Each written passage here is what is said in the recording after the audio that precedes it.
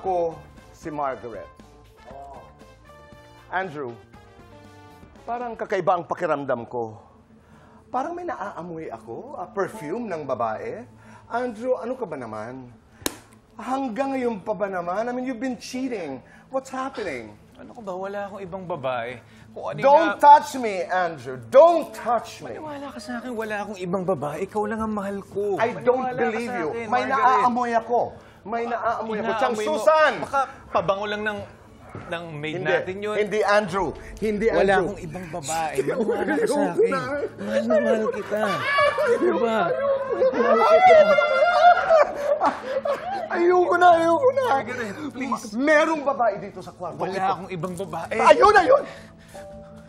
Oh my God, Beatrice. I'm really sorry. Beatrice. Siya may kasalanan ng lahat! Kapatid ko. She's my sister. Sorry, I'm sorry, Margaret. I'm sorry. Hindi ko sinasadya.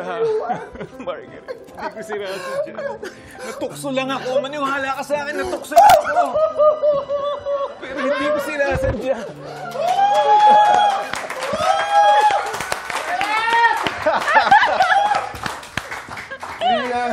Dion. I love that, Tito Boy!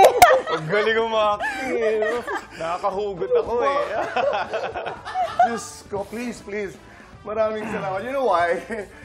It was so exciting to do it dahil that scene went viral. Yes! It went Diba? viral. Ay, nasa ilalim Social siya ng media. kama. Matagal ka nagantay doon sa ilalim ng kama? Actually, matagal eh. Kasi parang rehearsal pa lang, gusto na nila, nandun ako sa ilalim. So, nandun ako sa ilalim habang nagsiset up pa lang sila, parang makakatulog na nga ako, Tito Boy, sa ilalim. And everybody was talking about royal blood. Yes. Sabi ko, wow, what happened? So how was that scene, Dion?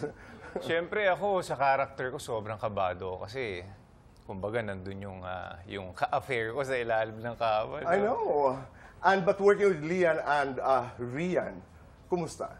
Okay naman po, sobrang galing ni Rian. Talagang sa lahat ng mga eksena, talagang nakakahugot ako. Sobrang professional siya na Ako artista. nagkukunwari lang ako, pinakakahinga. Sa inyo, nakakahugot din ako kanina. Talaga? Wow, Pwede ko acting. Maraming salamat. But we are on our finale. Last 2 weeks. Last finale weeks. Wow, Yes. okay. Mahirap din magpaalam, no? Sa material na naging bahagi ng iyong buhay ng ilang buwan. Yes, of course, Tito Boy. Kasi since April, nag-start kami mag-taping for Royal Blood. And talagang sa shoot namin, parang pag pinalabas siya, it's very chaotic yung mga scenes namin. Pero behind the scenes, sobrang we're a family. Sobrang saya namin. Pero lahat. sino ba talaga ang pumatay kay Gustavo Royale? Siya. Sino ba Siya. talaga sa inyong Siya. pumatay? Siya! Siya, ikaw. Siya! Yan dapat ang Nako, ating yan pakabangan. dapat.